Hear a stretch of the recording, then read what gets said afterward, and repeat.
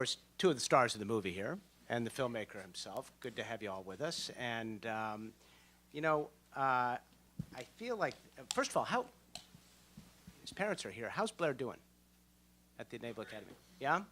4.0 still? Not so much. 3.98. What a slacker. What's he going to do over the summer? He's going to NASA Houston for an internship. Oh, excellent. And then he is also supposed to go to DOD school at the Navy. Explosive ordnance. Yeah, I know, explosive ordnance. Sorry. Yeah, that's what I told my son not to do. Yeah, exactly. DOD, Yeah, me too. No. And then he's got Pro Tre Mid over on the West Coast, where he spends a week with the surface warfare officers, the surface warfare community, a week with the submariners, a week with the aviators, and a week with the Marines. Right. So It's he's got just a party, by the way. as I Absolutely. understand it. That's what I Big mean. party. Yeah. Anyway, well, good. Congratulations to Thank you. He's a fine young man. So I'm curious, how did you guys get connected, first of all, David? Why don't you give us a little backstory on how you found each other?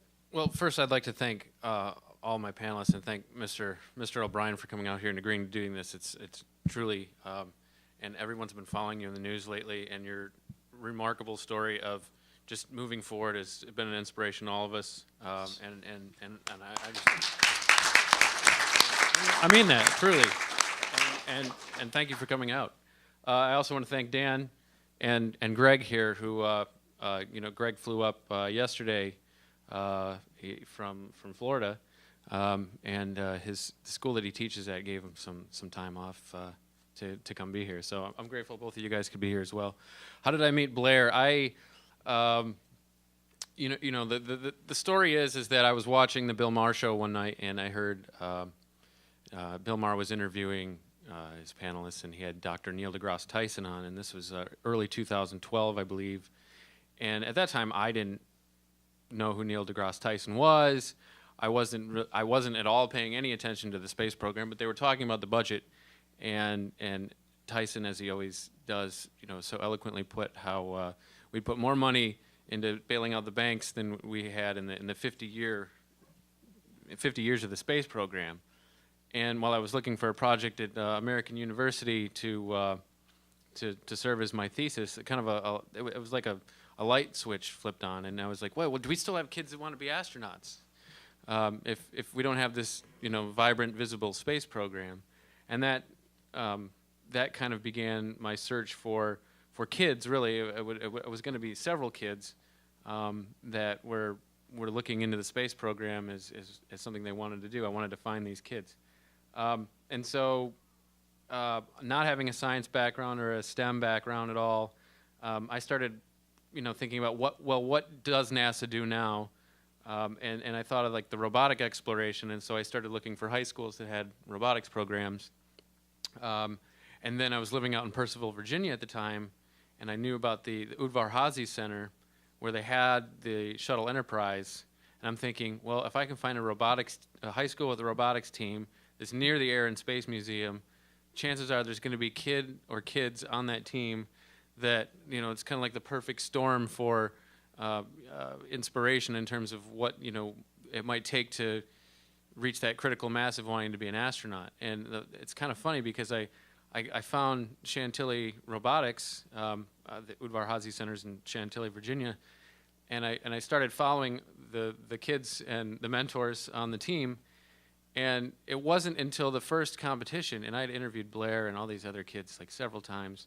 It wasn't until the first competition that Blair's mother actually got a hold of me after the competition and was like, "Oh, I heard that you're looking for kids that want to be astronauts. Did you know Blair's wanted to be an astronaut since he was 3?" And I was like, "Wait a second. I've interviewed this kid 3 times, and he knows why I'm here. Why has he never told me that this is a dream of his?" And two things went through my mind. Was like, cool, like, look no further. I need to like follow this kid. And the second thing is that this is great because I wasn't looking for a kid that wanted to be an astronaut for show, and that was clearly who Blair was. I mean, this kid was so focused on leading his team, getting good grades, thinking about the future. He didn't have time to tell the story about, why he wanted to be an astronaut. So it took some doing, but, I sort of weaseled my way into their life. So that's the story of how I met Blair. And you're still talking, which is a good thing for a filmmaker to say. That's good. Yeah, he showed up, yeah. So how about these characters? How did you find these two guys? Well, actually, I met Dan because of an email that went out on a listserv.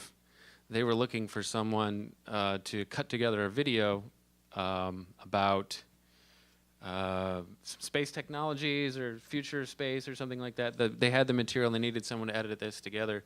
And so I sort of interviewed for that position. It didn't work out, but we stayed in touch. And so then when, after I finished following Blair and I was trying to cover the other angles of the story, I was like, that Dan guy and those people he was working at Aerospace Industries, they seem to know what's going on right now. So I called up Dan, I was like, hey Dan, you want to be in the movie? And he talked to his boss and they said, yeah, it's okay. We'll let you do that. And it was a remarkable afternoon where I really learned a lot about really everything. Dan's the 30,000-foot view guy over at Aerospace Industries about, clearly you saw him in the film. So that's how I met Dan. And I met Greg, and every filmmaker, if there's any other filmmakers in this room, I would advise you do this, is I started a Facebook page before I even shot a frame and started trying to attract people that I, would thought were interested in this topic that I was covering. And hundreds and eventually thousands of people started following the page. And Greg was one of them. And Greg would message me every now and then. And then one night when I had some time, we started messaging back and forth, and he told me his story. And I was like, I need to get on an airplane to Florida because this is the guy. This is the everyman who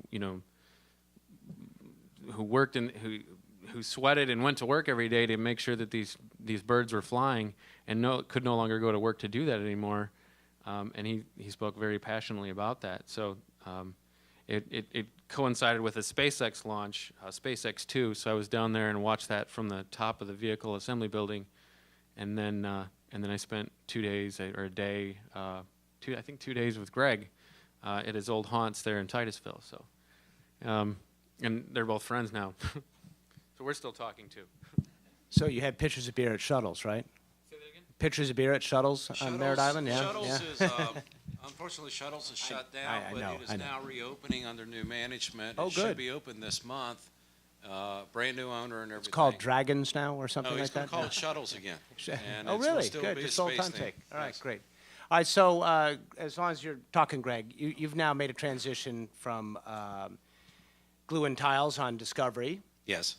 cool job, Called a lick and to stick. being a middle school teacher, even cooler job in some respects. What's that?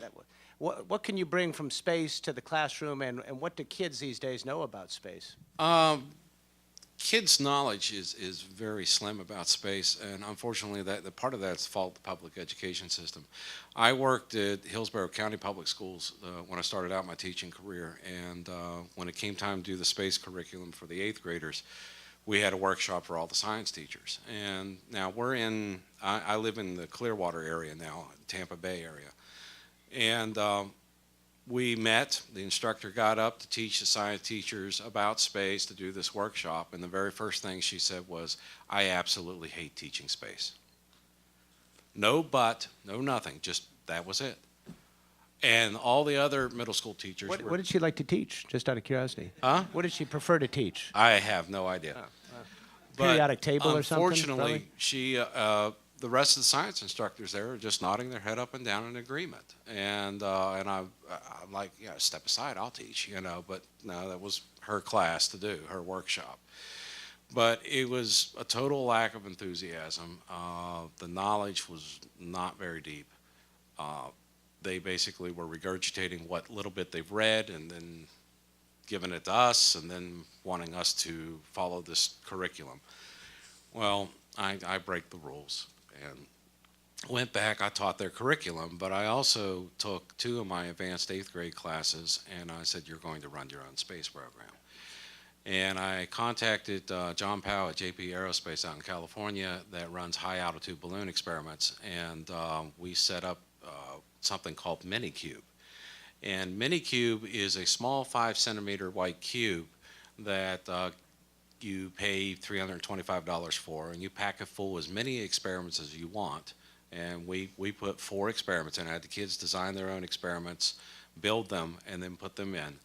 And then sent it out to California. They flew it 100,000 feet up, 20 miles. They considered that they call it the edge of space. It's not quite the edge of space, but it's close enough. You can see the Earth down below, the layer of the atmosphere, and then also the blackness of space above. Beautiful pictures. And it made it real for those kids. When the pictures started coming back and they got a chance to see their cube up there at the edge of space, and then when we finally got the cube back, had a television station come in. This was an inner city school, by the way. Had a television station come in and do a news report, watching them open the cube, getting their experiments out, and start evaluating the results. And it was quite exciting. And unfortunately, the administration frowned on that and wanted to know, who are you? You're a first-year teacher. Who do you think you are doing something like this? But it really was something that no other science group had done, as far as I know, in the state of Florida, especially middle school. And this year I now teach at a private school, and we are doing 5 Minicubes, and we're sending 16 experiments. And totally different there. I told them what I wanted to do, and they said, how much do you need? We'll sign a check. Here you go. And so we're sending 5 cubes up. They launch by balloon on April 26th. Around mid-May, we'll get all the cubes back. And the kids are 6th, 7th, and 8th graders. They've all designed this themselves. Some are checking how efficient are batteries up in the stratosphere. The stratosphere environment up there, to give you an idea, is minus 80 degrees Fahrenheit. It is a near vacuum, and it's about a Mars-like atmosphere. It's a near vacuum. And also a lot of ultraviolet radiation and different forms of radiation. So they're like testing how batteries work up there. I've got another group testing the efficiency of 3 different types of solar panels. I got some sending seeds up to see how well they'll germinate after being exposed in an environment. All kinds of things. And these are all ideas they've come up with and developed. And so we're looking forward to seeing what the results are, and I'm looking forward to seeing how they react to that. And I've also taken them to the Kennedy Space Center. We've spent the night underneath Shuttle Atlantis, and you know, we do all these things, and plus, you know, when we cover 6th grade's geology, 7th grade is life science biology, and of course 8th grade is physical science, which is chemistry and physics. And I try to tie in all these real world examples from the space program. And not only that, before I became an aerospace technician, I was a paramedic for 22 years. So I also tie in all the medical stuff and how the science applies to that, and bring all that real world experience. And I think it's helped. I know that my kids are probably more knowledgeable about space and human spaceflight than the average American. So your kids are pretty lucky. How many Blairs do you have, you think, in your classroom? I think there's probably, I've got 62 kids right now. I think maybe 4 or 5 have the potential. Have they made that decision? No. And what about? But I'm hoping some seeds have been planted. What about those poor kids you left behind at the public school? What's going on there? I'd say I had 132 there. But right now, who's teaching them space? I have no idea. Nothing. Do you find it is everybody talks about it as a tool for inspiration for young people. Do you think that's real? And I'm not just talking when you get your class, because any kid going to your class is going to love space, right? Well, they will. They want an A. So. But space, No, seriously. space on the face of it. Seriously, Do you think that inspiring? it's very different. When I was a child, I mean, an astronaut was a hero. You knew everybody, Neil Armstrong, all those guys, and they were the poster boys for being heroes. And there's so much to compete with now. When I had the TV station come in, I had 132 kids total in all my science classes, and they were more excited about being on television than they were the fact that they had sent experiments to the edge of space. There was only one child I had that actually got it. What's that? That's what happened to me. I got distracted by the TV thing. Bad Oh, idea. yeah. But, I only have one child in that group that actually got it. And it amazed her. And you could see when she was being interviewed on television and she started saying, I actually sent an experiment to the edge of space. I actually sent an experiment to the edge of space. And that's when you saw it dawn on her and what the reality of it. Some of the other ones, no, they were just happy to be on television. The kids I have now, like I said, I've got about 4 or 5 I think have the potential. They haven't expressed a desire to be an astronaut, but I think the seed's been planted. And I hope that'll happen.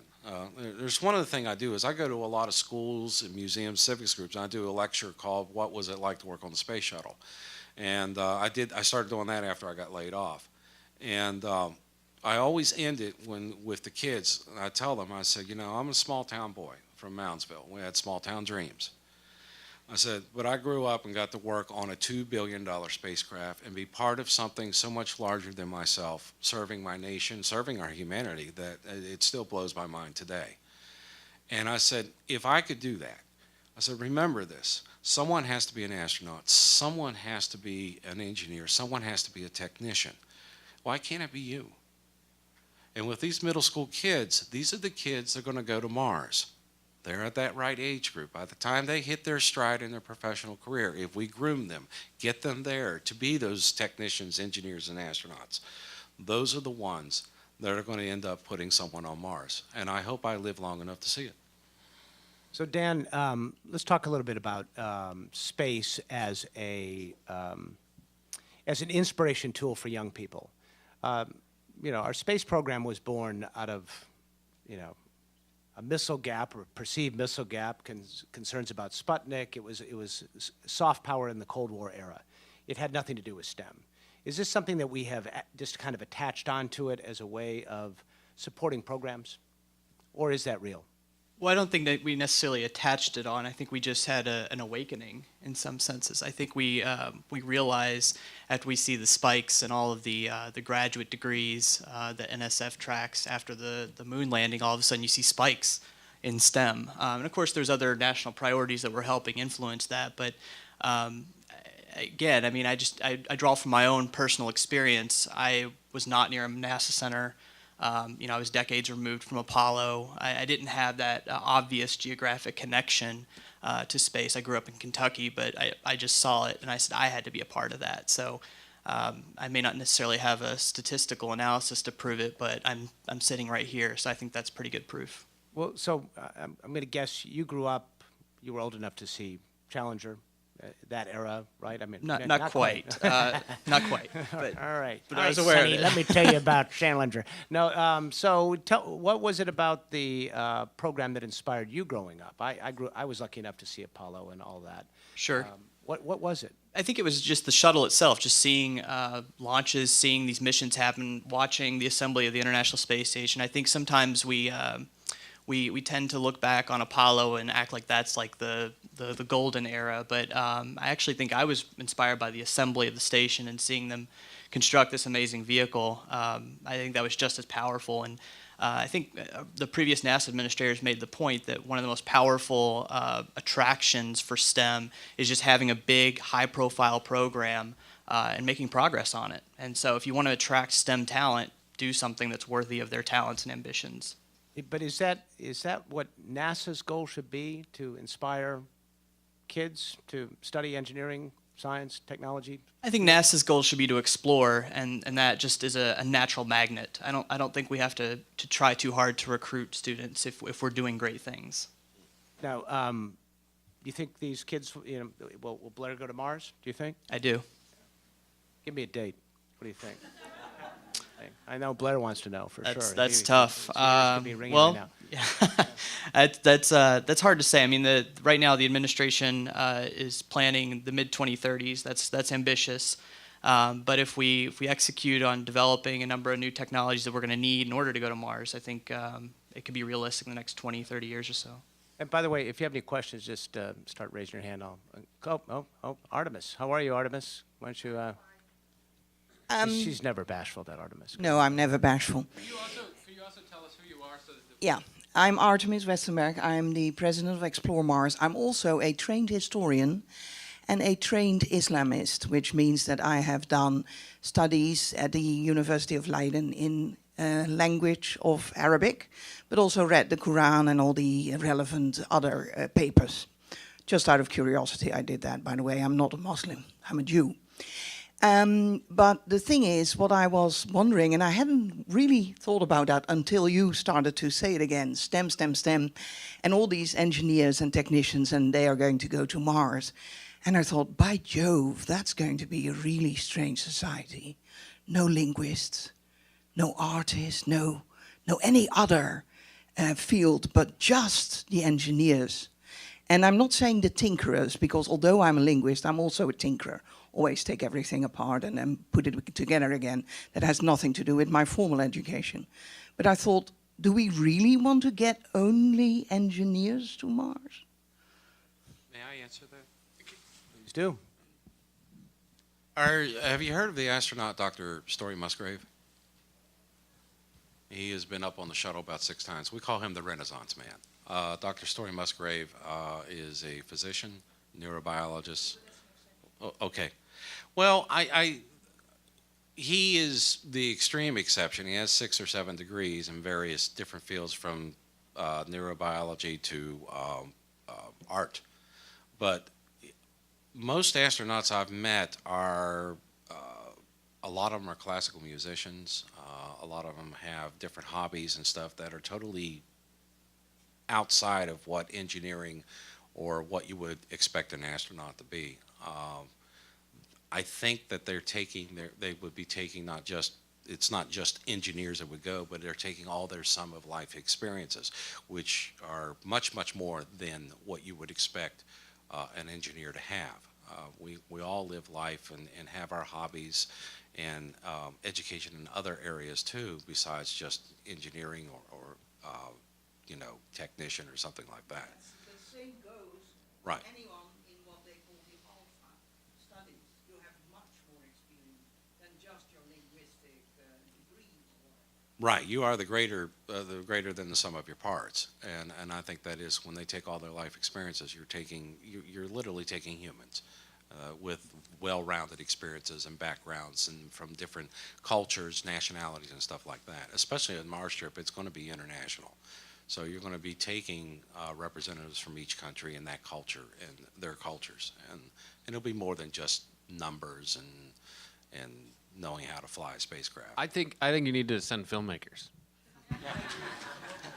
I think you need to send filmmakers. I think you need to. I mean, if you look at all the early explorers, there was always. I mean, the Jesuits. I mean, you look at you have people there that go and tell the story of going, and I've never aspired to be an astronaut, but. My good friend and mentor Bill Gentile is here. He teaches a backpack documentary class, and you should all take it. Little plug here.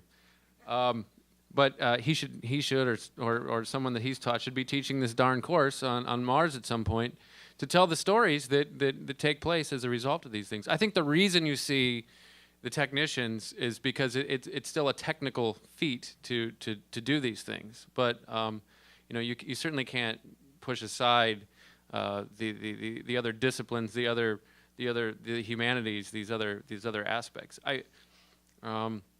These things need to be happening in tandem, but I can certainly understand why, certainly at the technological level where we're at, why it is more of a technical challenge than, say, an artistic one. But I definitely think that the conversation needs to be had, that this particular, these individuals need to be a part of that whole process.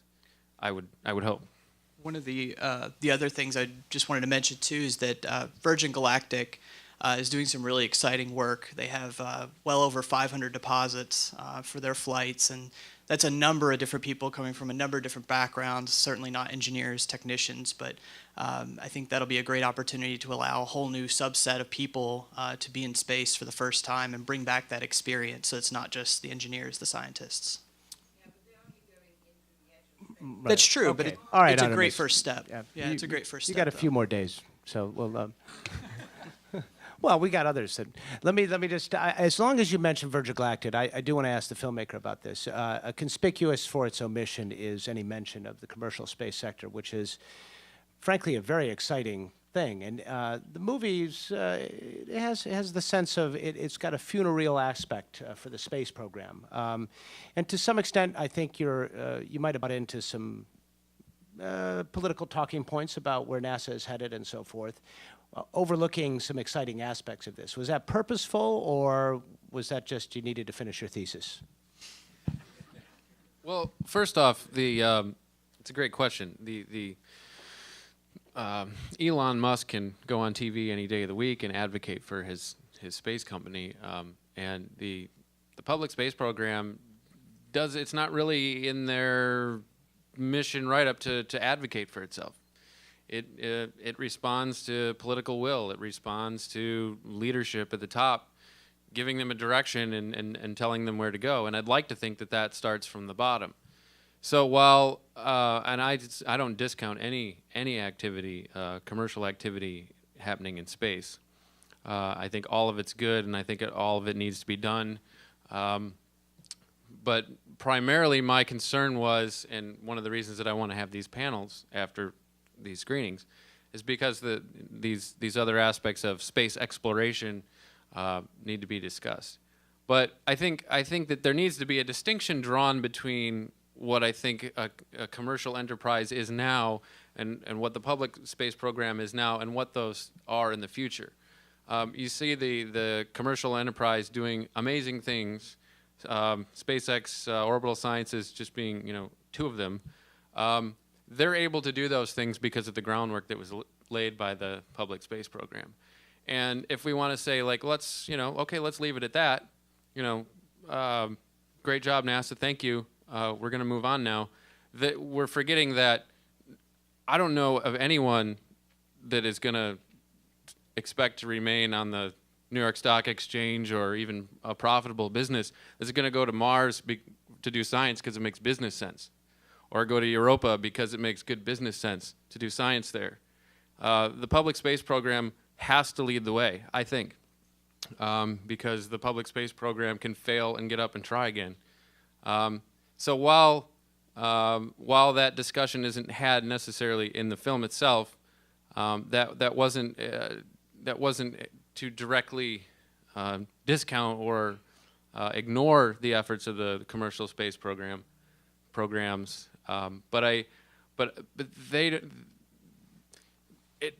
they're going to do what they're going to do, in spite of political pressure, I hope. Whereas NASA needs to be important, and the public space program needs to be important in the eyes of the public in order for us to continue to do the things that are going to lay the groundwork so that these commercial companies can continue to do what they want to do in the future. All right, we have a question in the back there. Go ahead.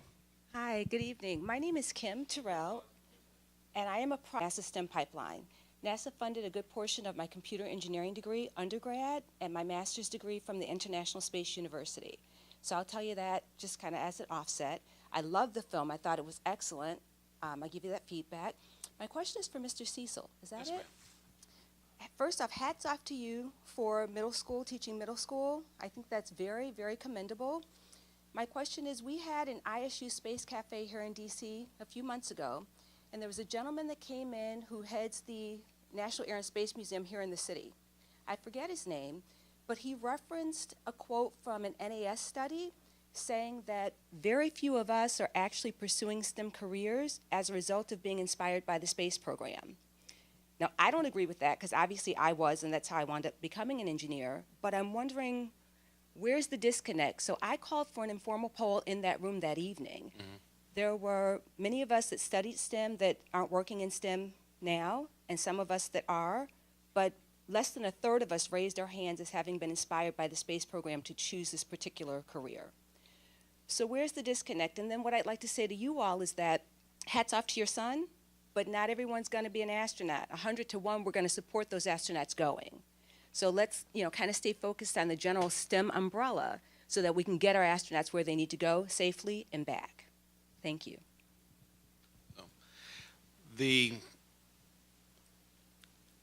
Going into the school program, I don't want to get political or anything like that, so I'll stay away from that. Going in as, when I went in, I was 48 and started teaching.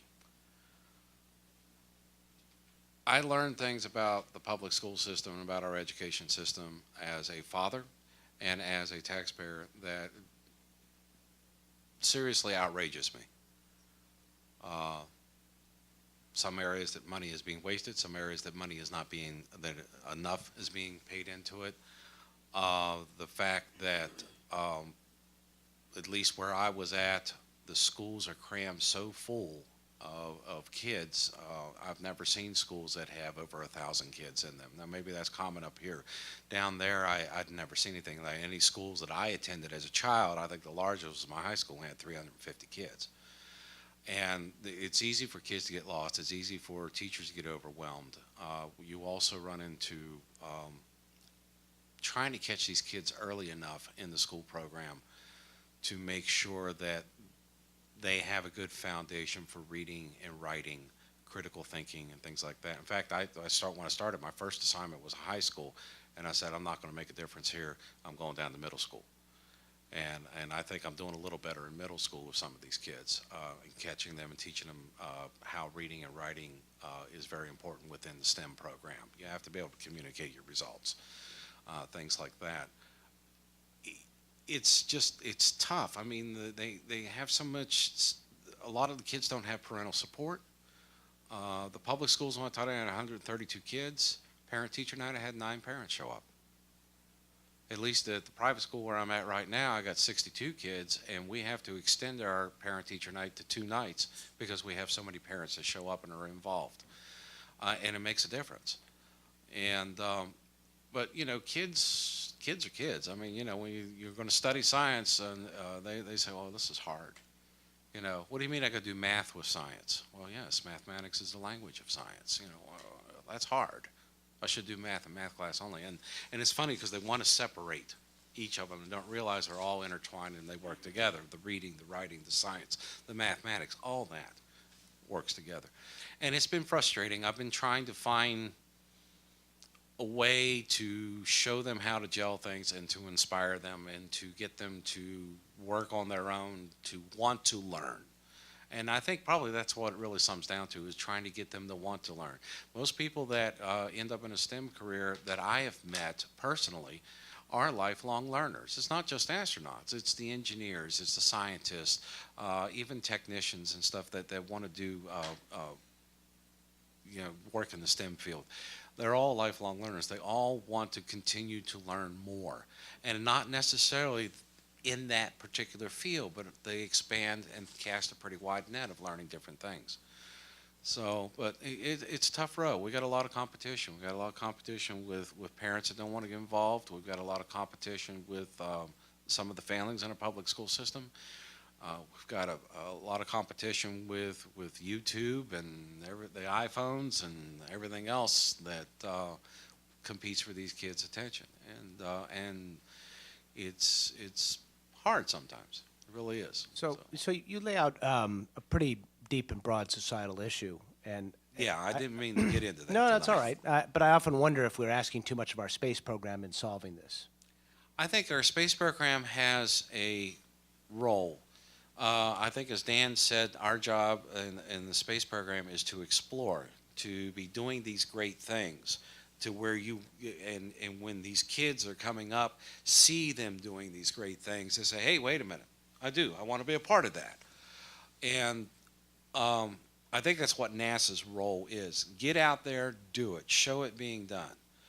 And then I think it's the public education, it's their job to provide the STEM education and say, look, you want to go do what they're doing at NASA, and you want to go to Mars, and you want to do all these things without, like these guys are doing. Well, guess what? You can, but you got to get this education here first. Let's teach it to you. We'll help you. And I think that's NASA's role, Okay, is so just to go out and inspire. But when you look at NASA, there's a lot more than astronauts at NASA going back to Oh, yeah. For every astronaut, you get thousands of people supporting them. And, you know, there's a lot of things, a lot of exploratory missions which inspire, or do they not inspire in the same way? No, it may not. Most kids probably don't care what we're doing around Saturn or Jupiter right now. Really? But, you know, most kids don't. Most kids, They don't care about their the idea Mars of rovers? space. What's that? They're not into the Mars rovers? That doesn't interest No, them? I haven't come Oh, that- across that, really? to be honest. Now, like the robotics kids and stuff like that, I think they really get into Mars rovers because they're saying, hey, wait a minute, I work on robots and, I could be doing that. Right. Seems like that'd be an easy connection between the robot classes. You would think and so, but the I've robots learned that a go to lot. It's been a space. steep learning curve for me the last 2 years. I've only been teaching 2 years, and it really has been a steep learning curve. It's figuring out what inspires these kids, what motivates them, and I'm still trying to figure that out. And but we're getting there. Dan, going to that point of, you better get the microphone in front of you. Do you think that when you talk to people in the public, you just go to a cocktail party, do people have the perception NASA's kind of out of business? Unfortunately, I think that is the perception. Do you want this one? No? Here. Down to one microphone. That's right. I do think that's unfortunately the perception, and that's actually one of the reasons why I reached out to David in our video project, is I really wanted to tell the story and to really make sure that that people are more aware, because it really comes down to a matter of just not being exposed to it. I think that's a totally fair assessment. Even the microphone is discouraged. Why do you think that is? I mean, there's a lot going on at NASA. There's a lot of interesting things. There is. I think one of the key things is that there's just no launches for the human spaceflight. I think, and Really that crucial? I actually think it is. I think that really does matter, because you have to have that visible, hugely dramatic moment, I think, to kind of get people's attention. And I think that is a major factor, unfortunately. We've had human beings on the space station for 13 years now. Right. Straight. Yep. That doesn't resonate with anybody? Well, I think it does, but again, NASA itself is prohibited from promotion, essentially, by law, and as a result of that, I think it creates some barriers in which they can't put that story out as easily as maybe some other entities can. You know, and the reason we know that is through their huge PR machine that tells us that. So they get the word out. They do. They have millions of Twitter followers. They have a website. To their credit, There's no absolutely. reason that they can't reach the public and tell the story. So where does that occur, do you think? Well, I think I really think they could be, I think, unleashed a little bit in some of their promotion. So we have some mic issues. What's that? Is this one working? Hello? Test? Okay. But one of the things that I think is a challenge for the agency right now is the fact that they have so many programs in development. So they have the James Webb Space Telescope, Commercial Crew and Cargo, or Commercial Crew Program, SLS, Orion. All these vehicles are actually being built right now, and so as a result, it's not a high-profile activity. They're actually in factories right now. They're in hangars, and they're not actually flying those things. You could make an argument that if that story was told better, Sure. that process Absolutely. is actually very exciting. Sure. Right? I mean, and I don't think that story gets across for some reason. Yeah, and again, I think there could probably be some policy prescriptions that could be offered that maybe would allow NASA to be a little more bullish on its efforts. I mean, it literally cannot spend any money on advertisements. It really has to wait for partners like David to approach them. But they get plenty of that. They do. All right, there was a question. Go ahead. You in the back first, then we'll go to Blair's dad. You with the microphone. You may speak. Hi, everyone. My name is Mary Catherine Bitter, and I'm a student here at George Washington. First, I'd like to say that I also really enjoyed the film. I participated in First Robotics like Blair. I was the captain of my team, similar position. Thank you. Do you want to be an astronaut? Well, funny story, I'm going to be interning at NASA this summer as well.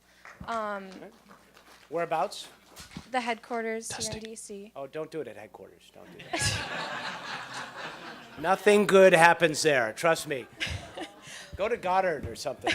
Well, I wanted to ask what the panel thinks that non-STEM majors can do to promote STEM, because honestly, that's my particular mission. I'm not a STEM major. I'm in the business school here. And although I'm concentrating in information systems, promoting STEM education has been my passion ever since I started in the first robotics program. And I'd like to know more about what we can do to promote STEM to the public, because it's kind of an interesting position that I find myself in. Sure. I guess I'll take that one. I mean, because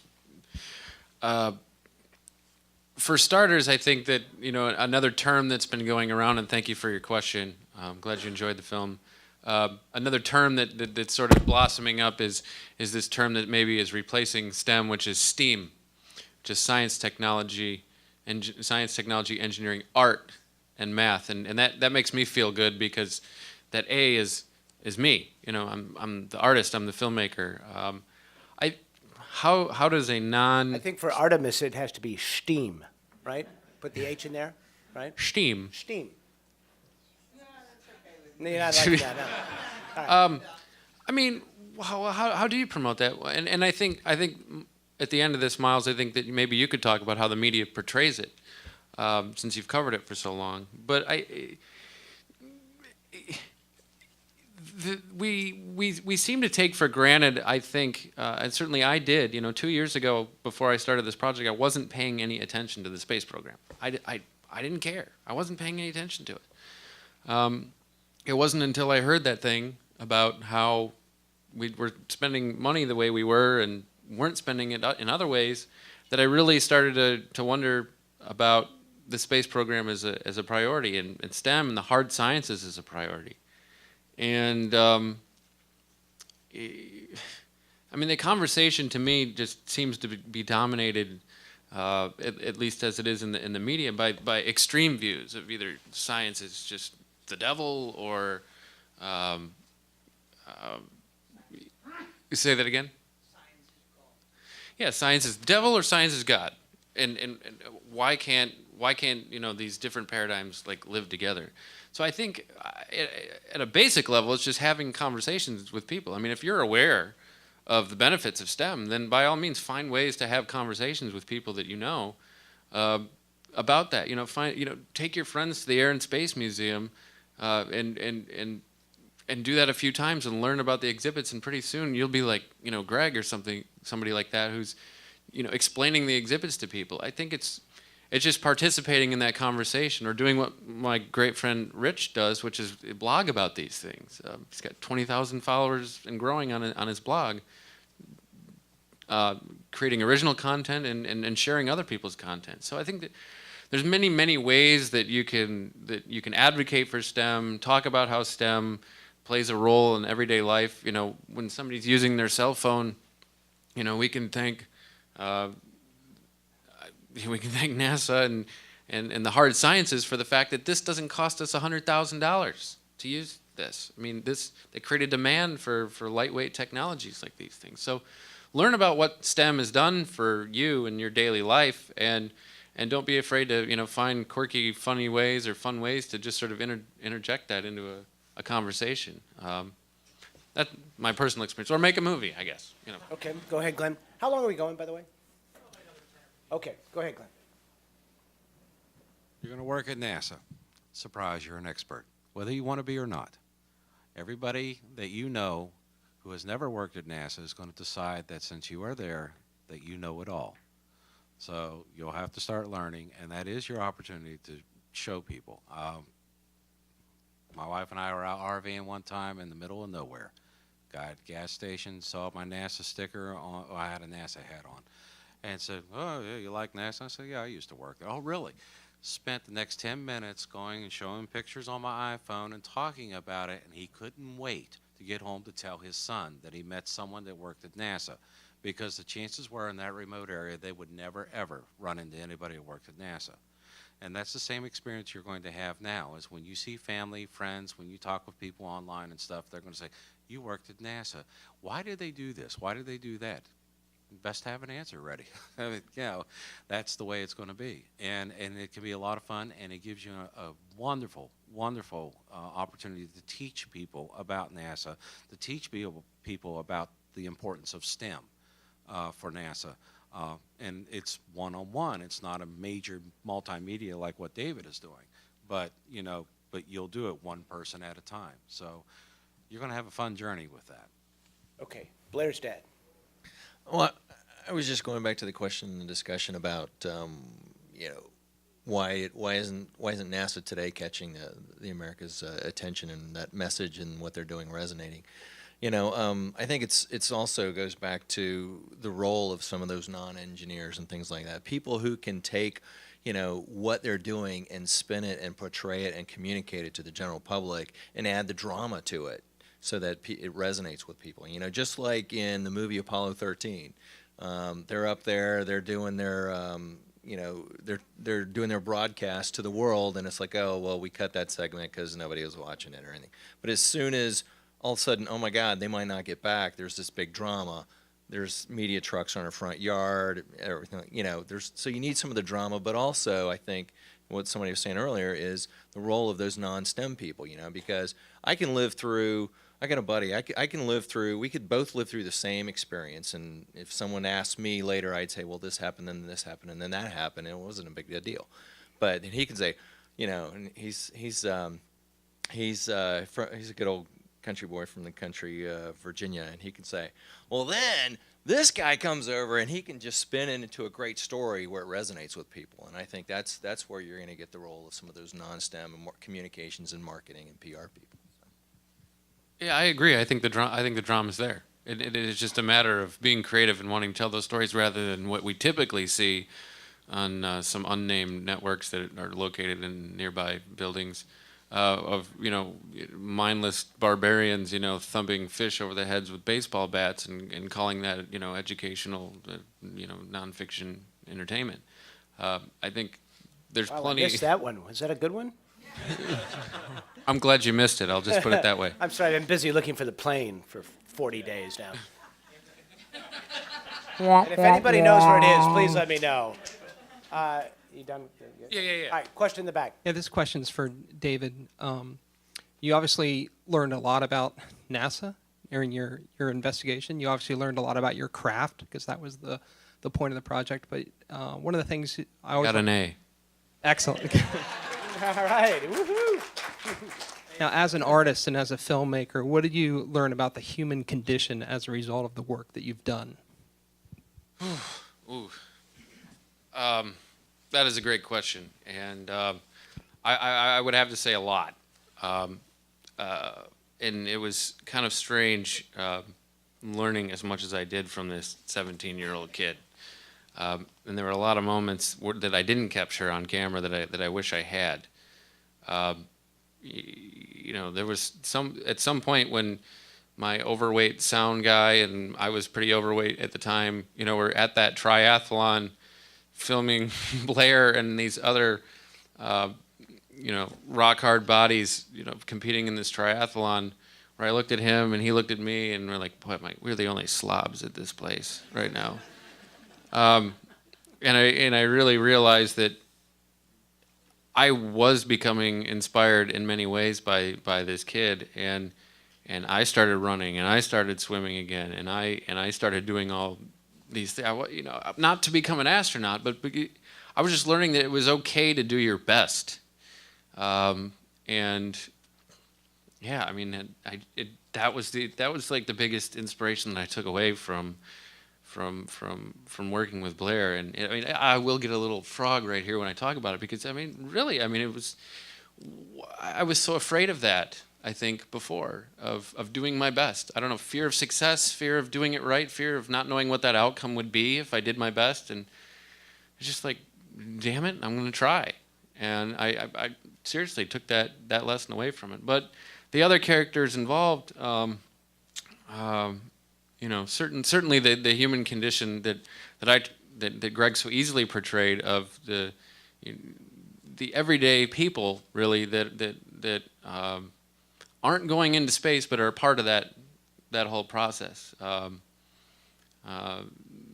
Anybody can love space and be involved in space or whatever, but I don't know. I just feel like all these characteristics were what I thought our country was supposed to be about, which was doing that which is difficult and doing it to the best of our ability. And I just apply that now in my own personal life, or at least I try. Okay, about 5 minutes left. One more question, maybe two. My name is Ken Brandt. I'm from the Robinson Planetarium in Lumberton, North Carolina. and I'm quite an outreach educator, but I'm focused most of my energy on the robots, because this story is a beautiful one to tell. Because when people start to tell me that America's not top nation anymore, I immediately respond to them, when you launch a starship, come talk to me, meaning Voyager 1. When you put wheels on Mars, let's have an extended conversation. Until then, please stop talking, because really, we are the only ones that are doing all this robotic stuff. And Miles, I guess this one's for you. How can we better tell that story, that part of NASA? Because the human part is exciting, of course, but the robots are doing stuff today. You got thousands of images that literally came down this afternoon from Mars, from Saturn, and from on the way to Ceres. So, Well, I don't want to spend all the time talking about the media, but I will say this, that the nostalgia we have for the Apollo era space program, I think is misplaced. That's never coming back. And by the same token, what goes along with that is the sort of media coverage that it received is never going to come back. The media has changed. There used to be 3 networks. There was Walter Cronkite. And now we have this environment where we're still looking for the plane. So did you know that there's a missing plane? Anyway, so what I think is my general idea and my general feeling on all this is when you go to any NASA center and you just run into people randomly, they will talk your ear off with an amazing amount of passion for what they do. Each and every one of them is there because they're like Blair. They may not have wanted to be an astronaut. They want to be an engineer, a scientist. They wanted to explore in their own way. And they're not there to earn a lot of money. They're there because they have tremendous, deep passion for what they do. That story doesn't get out enough. And what's interesting about today is we have all the tools to make that happen. With Twitter, with blogs, with social networking. All the distribution channels have flattened out, and the idea of going through 3 networks, the assignment editors at 3 networks to try to get a story, a 2-minute piece on the evening news, and that's the gold standard for communication, all that is gone, just like the Apollo era is gone. And so I think it's time for NASA and for anybody who's in space, individuals, people like Glenn, to step up to the plate and tell their own stories. It's incumbent upon the space program to tell its own story. NASA does a pretty good job at this. But they could do more, because the agency is filled with passionate people who, if they just were unleashed to tell the story or were inspired, and not every engineer really should be allowed to communicate. Maybe we should keep some of them in, because some of them should stay in dark rooms and design things. But there are others who should be out there. And so I think there's a way to do it. It's just a little bit, we have to think a little bit differently about not only how we're going to get to Mars, because that's going to be a different approach, but we also have to think a little bit differently about how that story is told. And so we have one more question. Yes. Should we put the one astronaut in the audience on the spot tonight? Oh, yeah, please. I'm just going to warn him right now. You're going to say that. Just to end it, all right? Yeah. So go ahead. Just to reiterate, David introduced me briefly. I'm the PR coordinator for the film, and I'm also a science editor on Tumblr. Rich Evans. And I have a blog on Tumblr called Sagan Sense, dedicated to Carl, who influenced me. And I think we'd all be remiss if we didn't highlight the one major thing that is missing from all this. We talk about economics and policy and all this stuff, but there is one thing that ties in something that you touched on when you mentioned historians, and that is the cosmic perspective, and what some astronauts call the overview effect. And that is when you get outside of Earth and you look down on it, like the Apollo 8 picture, you get this amazing sense of stewardship that only comes from astronauts. And as Virgin Galactic takes off, as private industry takes off, they're going to get more people in space. Not just astronauts, but you're not going to need to be an astronaut to be in space anymore. You're going to be able to have that access, and more people are going to be infused with that cosmic perspective, and they're going to have a sense of ownership and stewardship for our planet. And it's going to be very hard to take a lot of politicians seriously anymore when we realize the one major thing that Carl Sagan said is that the one major thing? one of the main I'm sorry. He said billions and billions. No, of no, things. actually, Johnny Carson said billions and billions. Carl Sagan did not say I billions know. and billions. Correction. Just like the Tang correction. A civilization either becomes spacefaring or extinct. That is the point. So beyond all the glitz and glamour of robotics and spacecraft and everything like that, we need to do the one thing that the one major goal, the common thread that interloops all of the private industry, and that is to back up the biosphere. We don't have that right now. Space is exciting, space is dangerous, but we need to get off this planet. We're overdue. We are, as Neil deGrasse Tyson put it, we're living in a cosmic shooting gallery. We don't live in the old 1970, 1980 solar system model where there's just the asteroid belt. We are very lucky that we're here right now. And all of this film, that's why I'm part of this project. I truly believe in all this. And I have a 7-year-old son. Like, I encourage him to do this all the time and to think. And not to teach him what to think, but how to think. And that is what's missing in our society. That's what's missing in our media. That's what's missing in our politicians, is teaching kids how to think.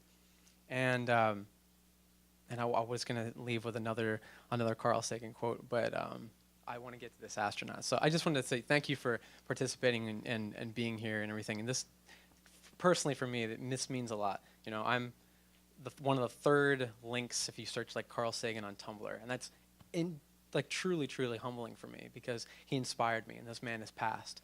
So thank you again for being here. All right, so Thanks, Rich.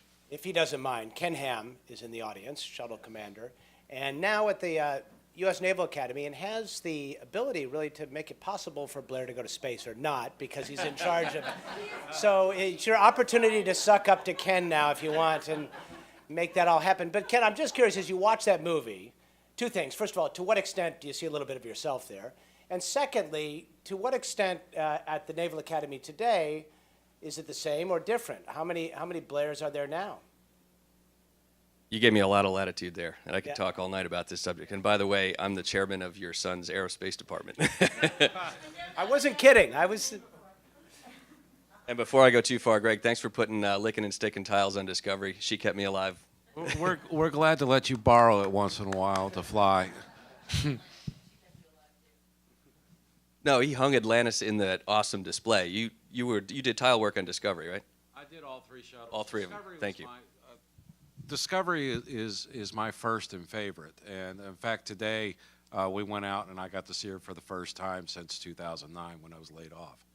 And but I've worked on all 3, and so it's a wonderful privilege. I was lucky enough to be at the opening day of the Atlantis exhibit. Fine job with that. Made me cry. It's Greg a real cried shame. too. Greg cried too. That's right, in the movie. Twice when I took my kids there, I cried again. I got these little 8th graders. We were worried today with the Discovery exhibit if we needed to stop at get some tissues beforehand, but he did all right. He did all right. To try to pick apart your question, Miles, and it was a little bit long, I basically walked in your son's footsteps. I wanted to be an aviator when I was a little kid, went to the Naval Academy to be an aviator, became a test pilot, went to NASA, flew spaceships, and now I'm back at the Naval Academy trying to till some of that back under to help people like your son. I think percentage-wise, I would say I'm also the senior aviator there, so I touch all of the aviators that come out of the Naval Academy. By the way, if you didn't know, the Naval Academy graduates more aviators than anything else. Little-known fact. I would say, ballpark, 50%. If you were to ask the entire brigade of midshipmen who wants to be an astronaut, 50%. That's a lot bigger than the numbers that you're seeing there, but then you got to understand the concentration of individuals and what they really want to do with their lives. I was a midshipman when Challenger happened, and that profoundly affected my life. I decided that was something I really wanted to go after and go fly those machines. Sir, what was your name, by the way? Rich. Your words I thought were spot on tonight. What you mentioned about the overview effect, that's real. That's totally real. And from my perspective, I think it's most important to have more and more people get into space and look back at this planet than anything else. I don't know how we get that word to Congress. We all know Yeah, send them up there. Exactly. Send them up there and let them see. I think John Glenn would agree with you on that. But you don't want to fly with Jake Garn. Yeah, right. No, bad idea. Don't go back in history. Oh, you did? Yeah, well, I thought he had a little problem with his stomach, but that's what I was referring to. Some astronauts do too. I think most people here understand that NASA serves at the direction of Congress. And I think we've all probably also observed that Congress has more or less become fairly dysfunctional in the last, let's call it 5 years or more. Yeah, fair enough. I'm still in the military. Yeah, different kind of a stretch there. But I am personally worried about NASA. I know there's some big NASA fans here. And I've seen the change is simply that we stopped doing things. When we shut the shuttle program down, we stopped human spaceflight in America. You talk about robotics on Mars. When's the next planned mission, and is it funded? Well, it's honest. I mean, but as far as beyond that, there isn't much. It's got to be funded, though. I mean, it's got to be really backed. So I'm a little bit worried. However, I do have a lot of faith in what NASA's attempting to do by fertilizing this commercial space industry. I think that is the way to get people into space, to experience the overview effect. Specifically, you can get away from your traditional engineer-trained astronaut. And I'm here to tell you that most astronauts have to be good at engineering, but they're good at a lot of other things too. However, you can get into the case where you can be anything you can possibly imagine and get into space. And I think that, be the movie maker. David, you need to go to space, make a movie from space. I'm down, dude. Let's do it. And hey, if you do a good enough job, someone's going to sponsor you to do it, and it could change the world. Absolutely change the world if it's done right. Fantastic people like my wife, Michelle, who has dedicated her life to STEM. And Greg, you're going to enjoy talking to her later about the way that she does education with STEM, which is amazing. It brings everything we're talking about here today into a reality that is crystallized and is something that we can actually envision. And it's just a matter of getting the word out. And she's taught me to just keep talking, keep telling people what's going on, and we'll get there. All right, is that about it? I think we're pretty much out of time. Do you have any closing thoughts you want to Thank you for that. All right, thank you. Yeah. Thank you for your service. In closing, again, I want to thank Miles, Dan, and Greg, and everyone that participated in the audience.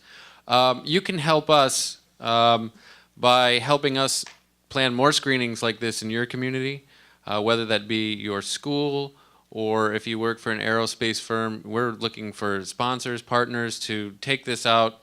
This is one of what we hope are hundreds of screenings over the next year. Clearly we want to have these panel discussions afterwards because I can only scratch the surface of the conversation of space in this film. Public, private, you name it, what STEM is, what STEM does, and what all these various aerospace firms are doing to contribute to the space effort, and the various roles that any individual can play in the moving forward. So stay in touch with us, theastronautfilm.com or at astronautmovie, astronautfilm.tumblr.com. And find us, shoot us an email. We'd love to hear from you, and we'd love to find ways that to work with you to bring this film to the next level. And thanks again, everyone, for coming out. I really, really appreciate it.